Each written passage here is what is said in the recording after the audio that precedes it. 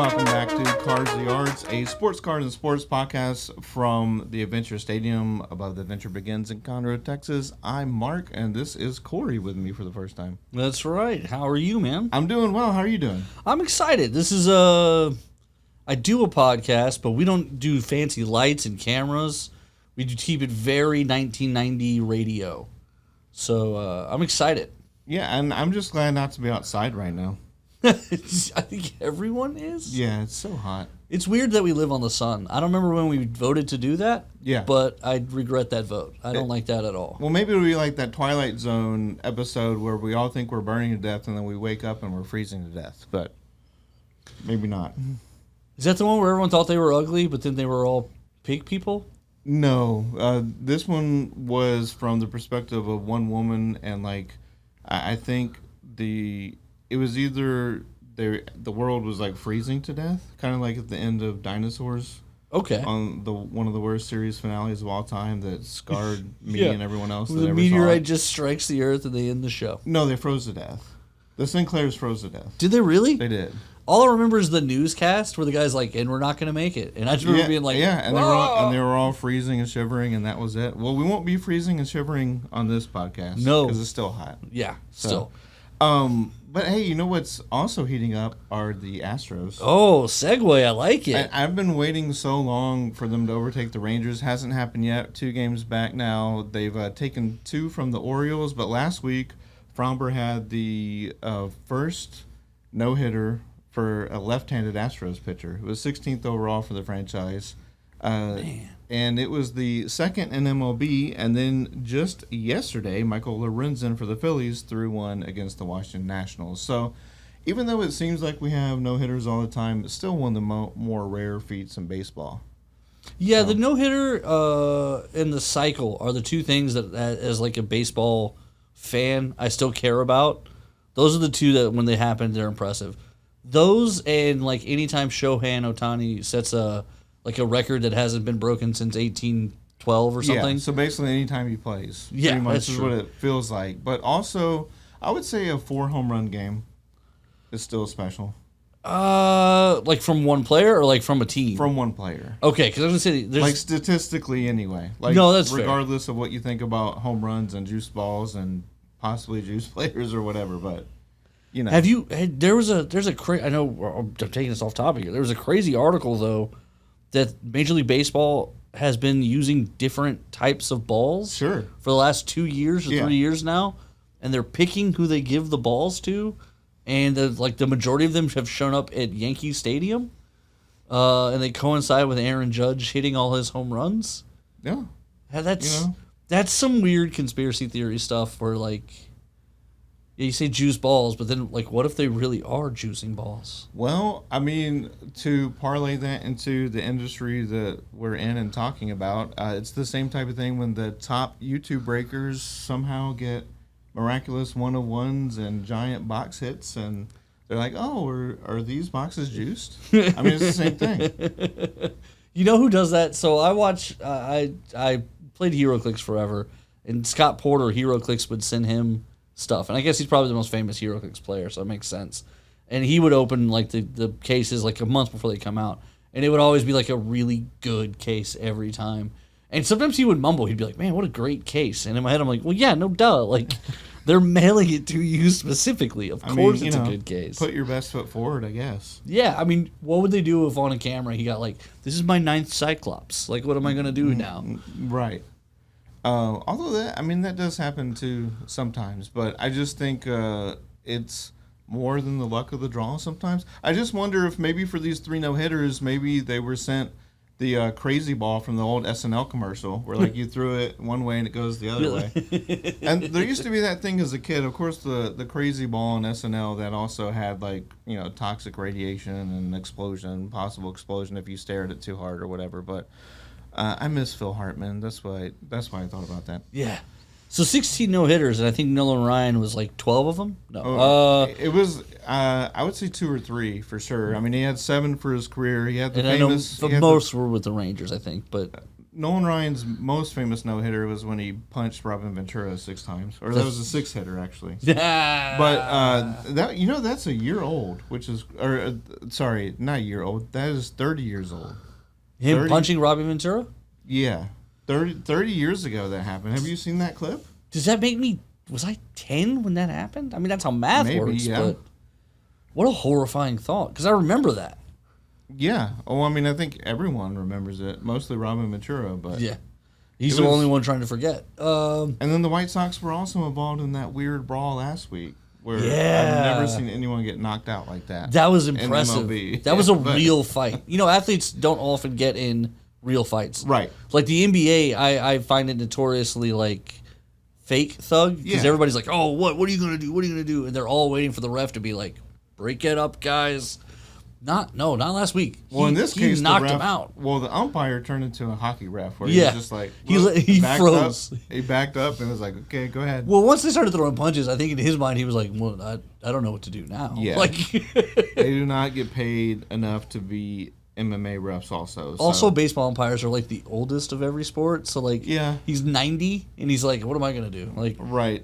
Yeah, it was a good idea to get out of the way. Also, the Astros, speaking of good ideas, got Verlander back. Man. Well, actually, they traded for Kate Upton, and then the Mets were kind enough to throw Verlander back Verlander? into the deal. So that was actually the meme I sent in the boys group. I was like, we did it. Right. And, he looked pretty good at the Yankees, but they lost. He gave up, 2 earned runs. Astros gave up 3 and lost that game, but this feels a lot like when we brought him in the first time, though. Like, yes. we were in the hunt, but not in the lead when we traded for him, and then he kind of pulled us over the hump, and then we win the World Series that year. It kind of feels a little bit like that. Also, yeah. I think the city of Houston has to write a thank you letter to the Mets for all the money they're paying. Although they did send Max Scherzer to the Rangers, so like it kind of went both ways on that one. Right. Well, there was a rumor for a second that they were going to get both of them. So I'm glad that we got Verlander and they got Scherzer. So that would have been catastrophic. Probably. We'll just see. I hope we can sweep the Orioles today, but still, we have to catch the Rangers at some point. They're only playing one more series, I think, like in a month, and that's it. So. Yeah. I mean, as long as I really think as long as they're in it, because the Astros. Nobody really wants to face them in a series anyway. So even if they're just a wild card, I went ahead and pulled that up. And they're in it for the wild card because it's 2 teams now. Oh, yeah. But I do think that it would probably be nice to have a home series. But, I mean, just getting in would make the Astros a problem for anybody. Yeah, I think they would be at the Rays right now, though, because they would be the lower of the wild of the 2 seeds. Yeah. Yeah. Well, the good news today, so we're in the middle of August, and the Texans are still in it, so that's good news. They start their preseason tonight against the Patriots, and there's been all these rumors about C.J. Stroud not being the starter, and I'm like, I don't understand how that would possibly happen. Oh, no, that's not what they're doing. What they're doing is they're trying to keep Davis Mills' name alive because they want to trade him. I think that's all there is to that. I don't think there's any sort of energy about...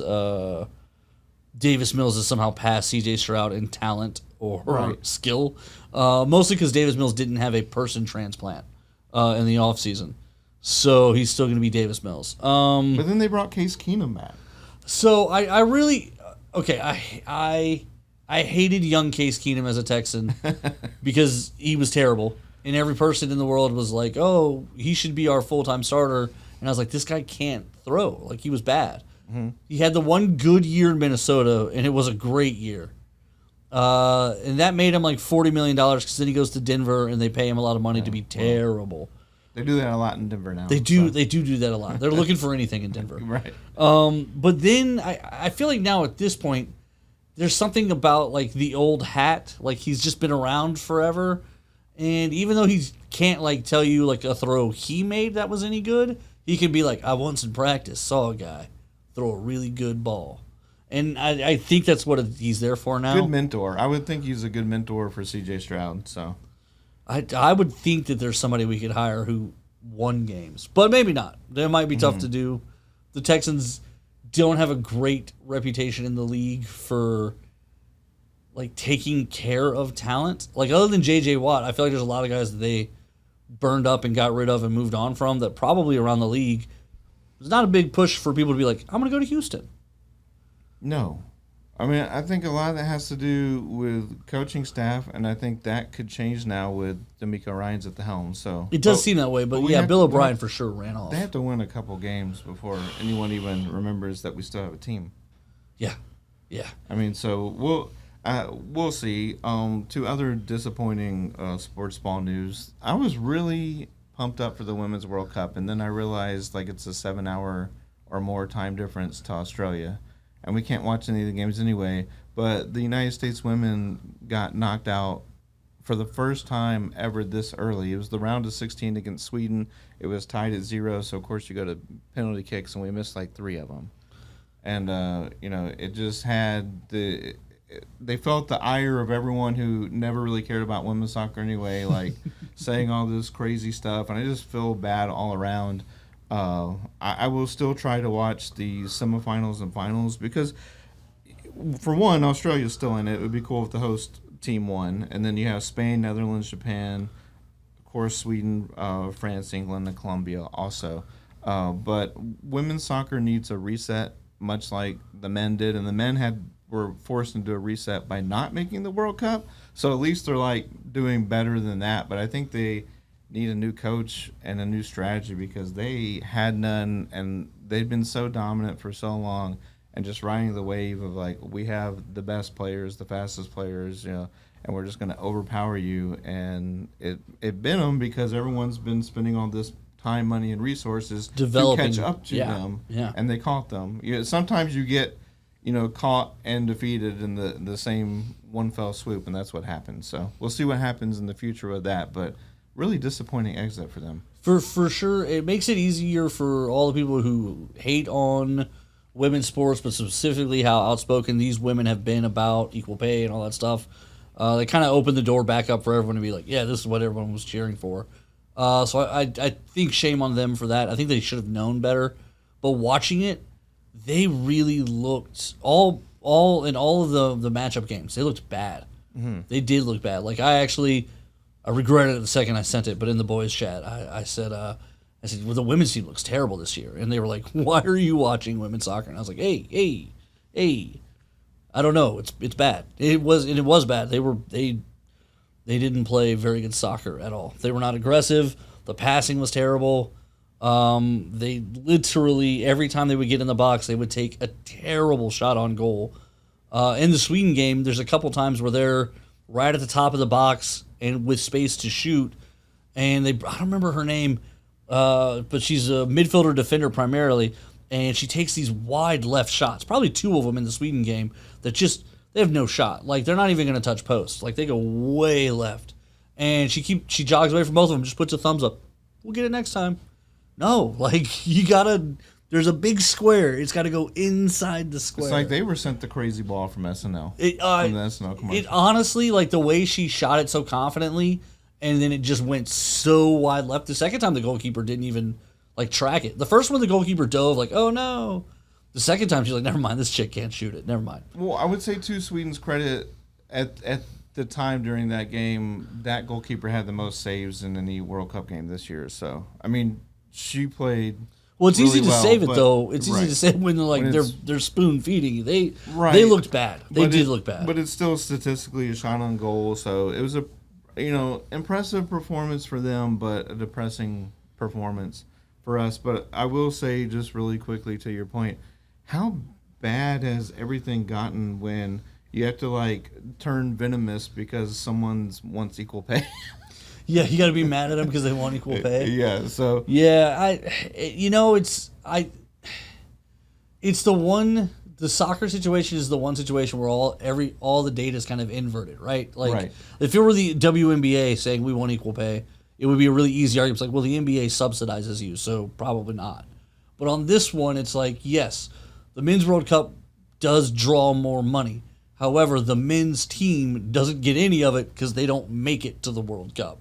So this, for the U.S. national soccer team, it is the women who are the earners. And it is sort of a weird thing that they don't reward the earners. Like if I were running U.S. soccer and like I have two charts in front of me, and one of them is a group that costs me a lot of money and doesn't bring any in, and one is a group that I'm not spending any money on but makes me all my money, I think I'd be like, well, let's invest my dollars over here. And who cares if we just happen to have like the best women's team? Like if that's all we can do to dominate in soccer, why shouldn't we? Well, it also goes back to, I think the NBA and WNBA, they're in a really good spot now because someone finally sat down and was like, oh, well, also the WNBA's output is so low because we're putting so little into it. Yeah. So now they have that big deal that was signed, 2 years ago now, where from a global perspective, they're actually like putting effort into it. And you're seeing that this year. So I think they're probably on their way to having the best season ever as far as global viewership. And it probably, like, I think I saw somewhere where their TV deals were like giveaways before, where like the NBA was like, here, just air the games. And now they're charging for it. Like there's a lot of math to it. But overall, yeah, if you can sit down and open the books and be like, well, you finish every year negative, then yeah, you got to, okay, let's generate revenue and then let's talk about pay. And I think that's probably the way it should be overall. But yeah, I think with women's soccer, I think it's the true inverse of any kind of argument you make about sports is that like the women are the earners. There's no doubt about that. I also, they got kind of a bad draw for it being in Australia. I went all the way to Europe to find out that Australia is off of everyone's time zone. Like it was also, the games were also like at 4 a.m. there. Yeah. 4 a.m. here. It's like, so no one can watch it. So of course you do have to wonder like who's on the same time as Australia, right? Because like the companies are basically like, well, no one can watch this, so we're gonna lowball you this offer. So that didn't help for this World Cup anyway. Yeah, you gotta wonder. You gotta wonder like if you're like why else? Well, I mean, I guess you know why they bid on it. They want to host it, but like it did hurt everything else, right? Like the TV ratings are probably the lowest they've ever been. Yeah, all that is probably in the tank just because of it's all in Australia time. Yeah, Australia and New Zealand, we're sharing it, but we'll see. Hopefully, it reminds me of when UFC holds their pay-per-views in like Dubai and stuff. Yeah, you're like, okay, a noon pay-per-view. Like, what are we doing here? Remember when they had just an island to themselves and it was called Fight Island? That was weird. That might have been their best and worst idea at the same time. I think they should have marketed it better. That's when you kind of wish it was more like WWE, which now they're owned by the same company. Yeah. So now it would have worked. You like they really should have been following those guys full time, and like in a weird fight Temptation Island type setting of something like, I want to fight you now, and it's like, yeah. They could have gone big with it and gone to a company like CBS or even ABC and gone Survivor, but with punching. Yeah. And they'd be like, oh, let's do it. Oh, they would have done it in a heartbeat because they're Bachelor, but with punching. Yeah, you know what's weird about that is that Dana White is like the king of marketing, right? And somehow that didn't come up, especially given that it was COVID time. The lack of content. Yes. Every TV network on the planet would have written like a 7-figure, 8-figure check for that. Mm-hmm. Like the Fight Island could have been subsidized by CBS or something. Because like WWE was just on a Zoom call like every episode. Literally, people were literally zoomed in. Did you see the one where Pat McAfee was on one of the screens for a little bit? Yeah. And then they emailed him and were like, "Hey man, you can't do that." I loved it. I mean, I think he should be able to do whatever he wants for the most part. Yeah, I like him a lot. All right, so as far as the card part of this, a big release coming out. Always a huge release, but Marvel Masterpieces has kind of got out of hand this year. It's the 2022 version. Everything's still backed up from pandemic, but this is going to be around $900 a box. Dan Dos Santos has drawn original art for all 90 base cards. That is always a huge deal because with a lot of like beginnings and annual, they kind of just recycle old comic panels. Yeah, I don't like that. I do like new art. I'm with you. And also what blows my mind is on the cards where they recycle panels, sometimes they pick the worst ones. Like they still have like you're going to do non-original art and you still pick the worst art and some of the lower level characters. But on this base set, it's 90 cards. I would say like the lowest profile character is Dupe, but Dupe is such a ridiculous character that he has a big following. Anyway, from X-Men fans. That's true. So it's a really crazy checklist. They're going to have preserved in amber, numbered to 50 or less. You have hollow foil for a throwback insert, also battle spectrum, and then Mirage, which those are 1 in 72 packs this year. But that's a card where, depending on how you look at it, is 3 completely different images. Oh, okay. They had those in, I think, like 96 masterpieces, and those are a high dollar card just because that set's so rare, and those were hard to pull out of there. And then, of course, it's every single base card is serial numbered, which I like, but then they sort of take away from that by adding like non-numbered parallels and stuff. So it's like, okay, they got to do what they got to do to fill, packs or whatever. But tiers 1 through 4, I think tier 4 is numbered to 99 or less. So good luck completing a set with that. I mean, when you have a card set that's only 90 cards and only 99 people in the world can complete a set, I'm conflicted about that because I'm a set builder. Yeah, sometimes they're doing this on purpose so that you'll never. I mean, that's what they want you to try and fail, or they want you to buy every box. I mean, that's ultimately that's what they're wanting. But I don't love it because it does make it hard to. Even going as even to the high end, $5.99, to be able to get all the cards from a $5.99 count, that's a big undertaking. Right. Yeah, it's a lot, but I think we're seeing like this tidal wave from Upper Deck Marvel because they had been backed up for so long. Now, some of that, granted, is like Eternals and WandaVision, and we're gonna have What If soon. But we have had like Marvel Annual, Marvel Beginnings, which is a throwback to the 2011 set, and I think you have like all these different tiers, which is good, always good.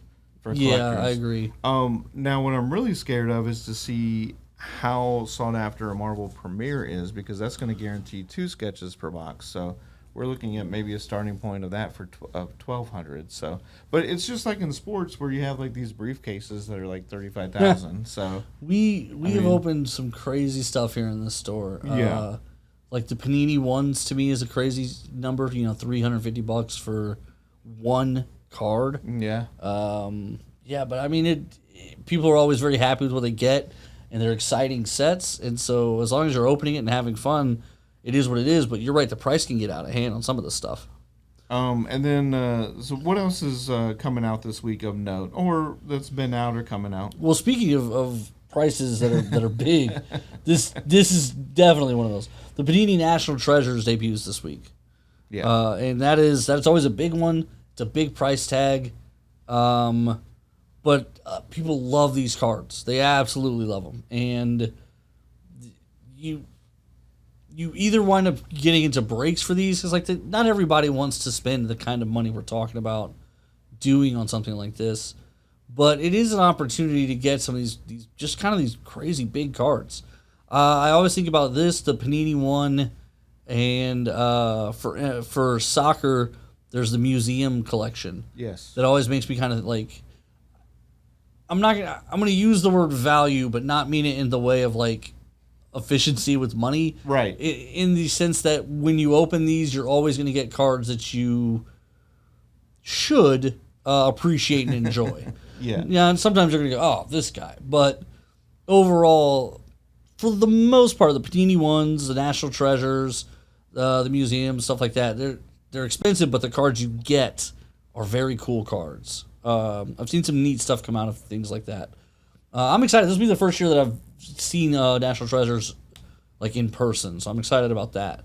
And they always have real high quality control on that set. Yeah. And also I would say from using value in that sort of like loose sense, it does seem that the RPAs from that, the rookie patch autos, have a long-term value hold that a lot of the other cards don't. Just because the packs are so expensive, so if you hit a top person, then it's a good card to hold on to.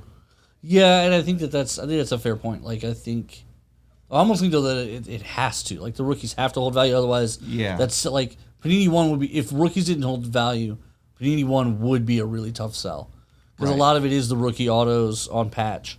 But the cards are so clean and the patches are so good that a lot of times you're just like, you know what? I almost don't care who the person is. Like, as look at all the color on this patch. So they've done a really good job with these higher end cards, and I think that's because they recognize that it is an expensive prospect to buy some of these packs. And it is also, a 2022 pack coming out the week that 2023, for all intents and purposes, starts. So we're still a little bit of backlog, but it's usually like that with the high end products, regardless of they're going to take a little bit longer. Or not. Yeah. So. But yeah, you're talking about it. There's an example that drives me crazy. Upper Deck has a rule that you can't sell stuff online for 6 months. So by order of release is kind of how you track that. Well, for the Hockey Artifacts set, the 22 set went eligible a week before the 21 set did. Yeah. Because they wound up shipping 22 before 21. That blows my mind. Yeah. But we are trying to get caught up on everything. So, like, this is the 22 Marvel Masterpieces, and it probably won't be it'll probably be about 8 months before 23 hits, and then that'll be them trying to get caught up and cycle a little bit faster. Oh, I think with that one, it takes so long. Like, it took this guy 3 years to draw out the cards. So with that one, it takes so long. They've been doing every 2 years. But because of pandemic, it's coming out every 3 years. So they had like a 2018, a 2020, and now 2022. I see. So it'll be 2024. But it'll likely, probably yeah. come, yeah. But maybe it'll be 2025 When it comes out. It takes a while, but that set worth it. Just like National Treasures is worth it. What else to look out for? The Topps Chrome Platinum Anniversary 1953 for baseball. I think these are going to be like I think I've even heard that there's cards in there that you're going to be able to tear to get the tobacco card out from inside, which is the first time they've done that in Chrome. Probably since tobacco cards, honestly. Well, in Chrome, right? In Chrome, would be the first time, yeah. It'll be first time ever in Chrome, but I mean, just as something to do. Like sometimes in hockey sets, they would have it where you could tear it open and there'd be an insert in there, but it wasn't technically like a tobacco card. Mm-hmm. With the tobacco card being inside, I think as a collectible numbered card, honestly, I think this is the first time since like they were doing tobacco cards back in the day. Well, Allen and Ginter has rip cards. They do, year. but those aren't numbered. No, well, yeah. I think these are intended to be collectible. Yeah, Pinnacle had, I think it was Zenith, and they were like maybe like 3x5, 4x6. Yeah. And then it would always say dare to tear. But you would just have to either tear it up or take an X-Acto knife and not cut yourself. What side of the street are you on that? Would you tear a card open to get the tobacco card inside, Yeah. or would you go your whole life just not knowing? Well, I think it depends. Like sometimes they'll really throw a wrench into it by numbering the outside card. They did that. I saw a guy open hockey and they did that. Yeah, they numbered the tear card. Now what do you do? It just depends on what you think the value is. I know that from watching, we have the luxury now of watching YouTube and seeing 100 different people with utter disappointment when the card that they tore was worth more than the tiny card inside. So, I mean, they're not dumb. Like, the people making the cards aren't dumb. Like, they're going to trick you? There will be, like, for Allen and Ginter, there will be, like, the numbered out of, 10 hand-numbered red autograph cards and stuff, but those are very rare. Right. Like, you can kind of figure out print runs now by, if you're going to do Marvel Masterpieces and understanding there's a 90-card base set and you're seeing the number of each card, you can kind of figure out case run, box run, all that stuff.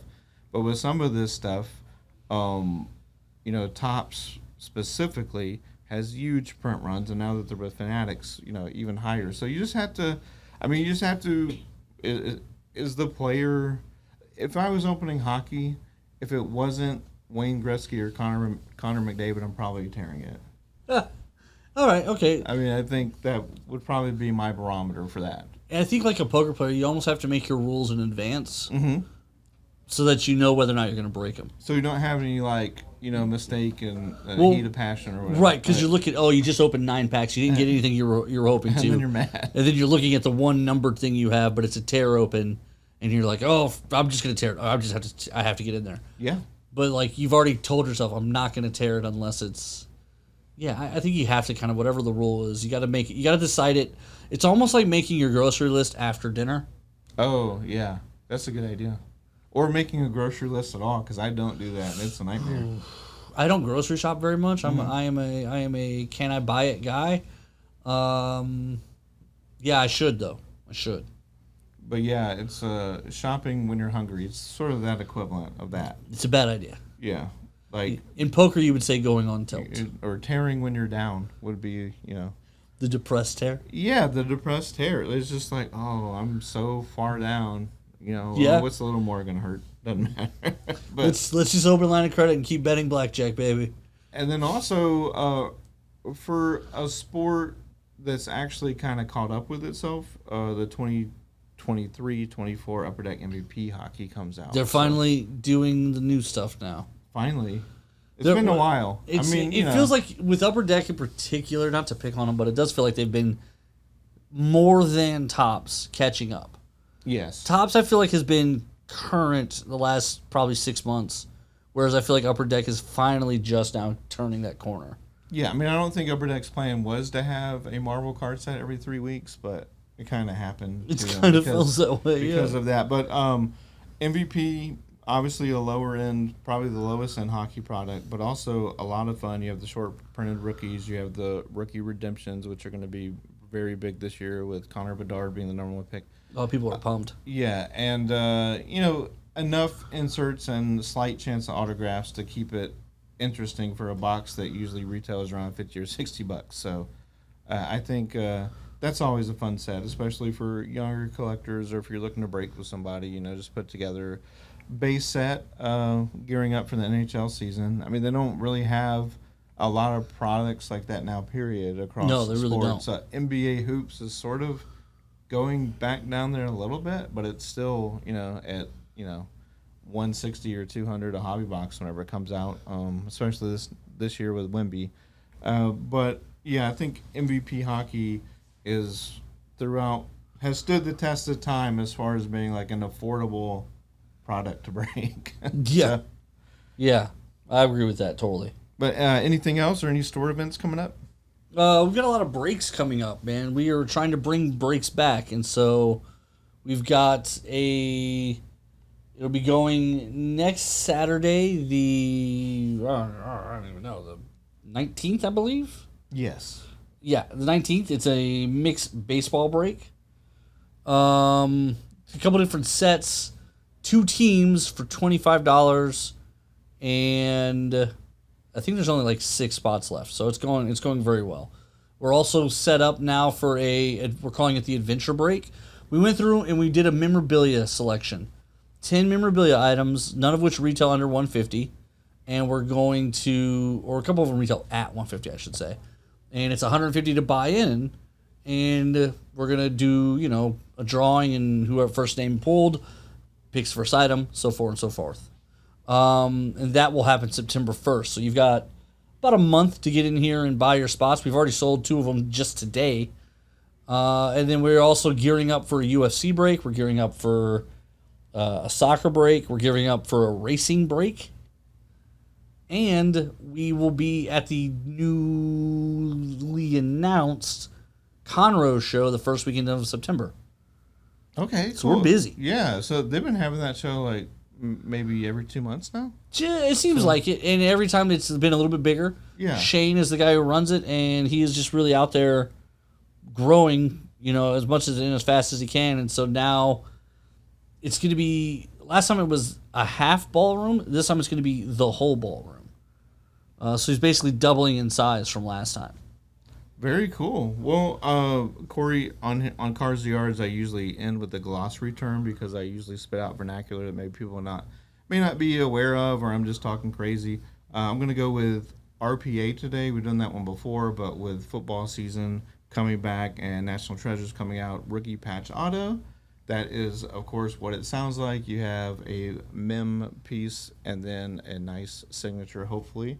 On card is the most desirable type, but there are a few sticker autos. But usually with National Treasures, those are going to be on card because it's a premium product. Right, But right. RPA.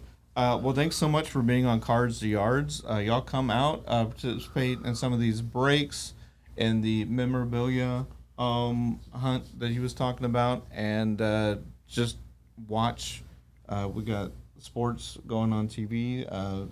Always. Remember, come watch the Texans while they're winners or not losers. So, for Cory, I'm Mark, and this has been Cards to Yards. Well, gang, that's all for today's episode. So join us next week. Cars to Yards, brought to you by the Adventure Stadium, and the adventure begins. Again, we're located off 1488 and Woodland Square Boulevard. See you next time.